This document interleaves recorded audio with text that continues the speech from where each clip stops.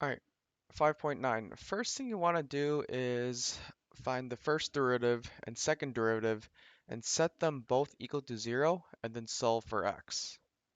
I'll let you pause and do that for a minute.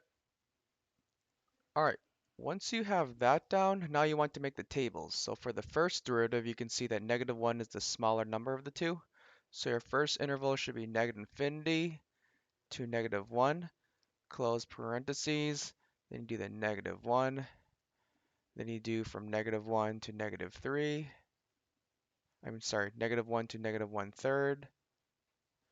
So I want you to continue making these tables, finishing off the intervals, and then determining whether each of these intervals is positive or negative, and do this for both the first derivative and the second derivative. So this is what your table should look like, and just based off of these, there's information we can now gather. From -infinity to -1, the function is increasing because f prime is positive. At -1, x equals -1, f prime is 0. So f of x has a relative maximum because the first derivative goes from positive to negative, and you can make other conclusions with the rest of this table. For the second derivative, you can see, as a recap, the function is concave down from -infinity to -2/3, concave up from -2/3 to +infinity, and then at -2/3, that is a point of inflection. So the next thing we want to know is, when is this function both concave up and decreasing?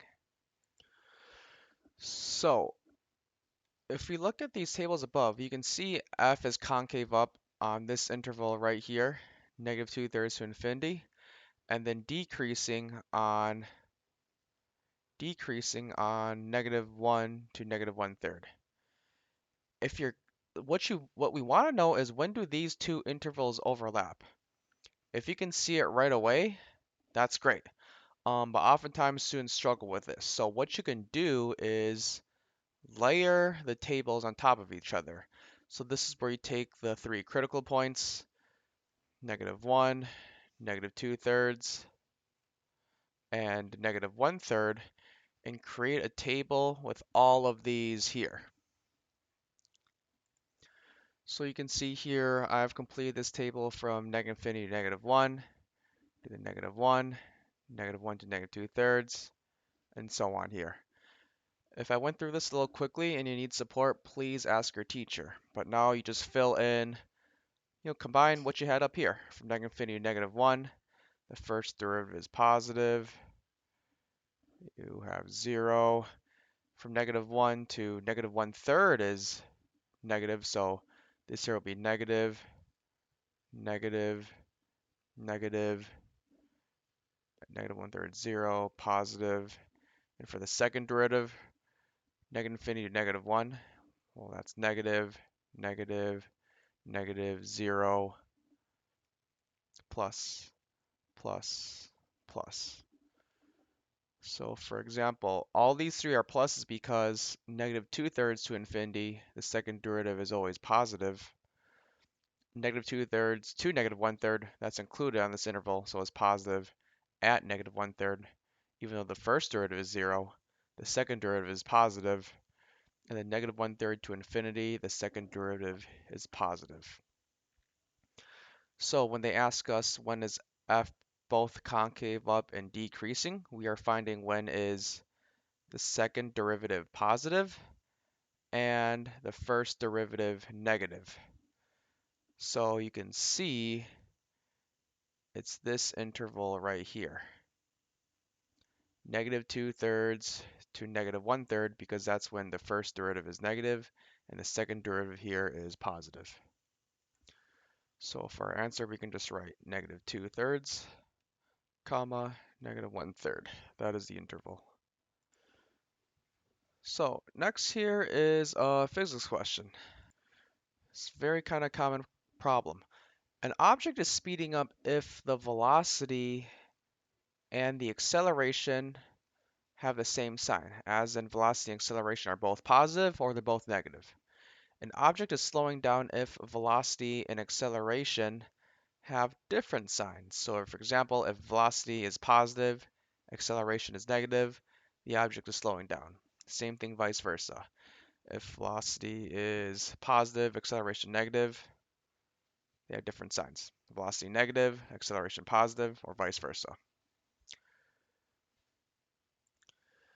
So this next question here is an example of this, combining everything we've learned here, but with a physics problem. We don't have a graph. We have to find some particles moving along the x-axis with the position function, find the velocity and acceleration functions, and describe the motion of the particle.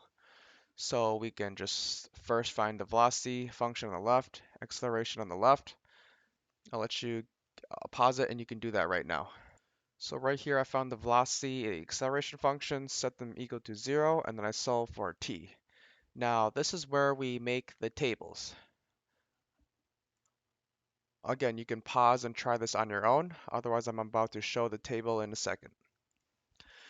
Now that you have a table here, what you want to do is find where the velocity and acceleration are 0 in the table. So for the velocity function when t is 2, velocity is 0. When t is 6, velocity is 0.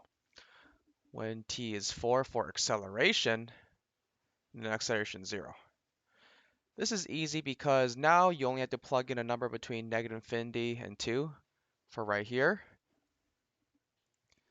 So if you plug in like a 0, for example, 0 minus 6 is a negative, times 0 minus 2, which is a negative, negative times negative is a positive. So when you have the zeros out, all you have to do is plug in a number between 2 and 6. Whatever you get is going to be the same for each of these three boxes. So whichever number you plug in between 2 and 6, you're going to get negatives for all these. Plug in a number between 6 and infinity, you get a positive. So similar for acceleration. As long as you plug in a number between negative infinity and a 4, the signs are going to be the same for all these boxes. So if you plug in 0 for acceleration, well, 0 minus 8, that's a negative, so all these are negative. Now if you plug in any number between 4 and infinity, this can be the same for these three boxes. So if we plug in, I don't know, let's plug in 10. 10 times 2 is 20, minus 8 is 12, that's positive.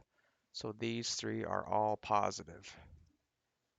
So now that we have this chart, we want to describe the motion of the particle. So find out when is the object speeding up and slowing down.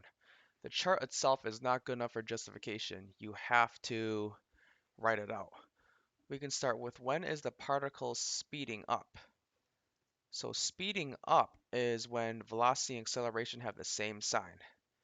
So speeding up on 2 to 4 and 6 to infinity, because v of t and a of t are same sign. You can say slowing down on negative infinity to negative 2 and 4 to 6,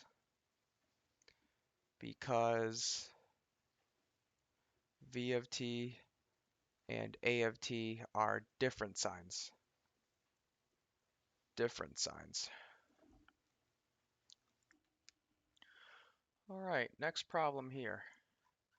So for the given function here, f of x, f prime and f double prime do not change signs.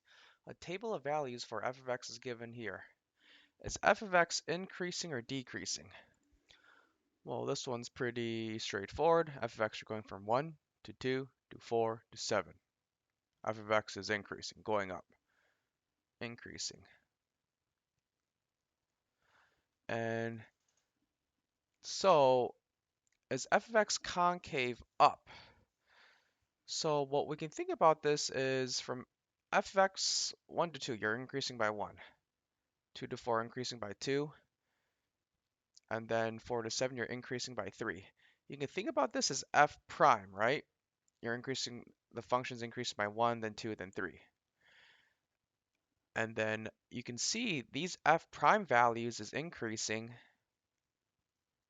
It's increasing. Therefore, if you remember, if f prime is increasing, the second derivative is greater than 0. Therefore, f of x is concave up.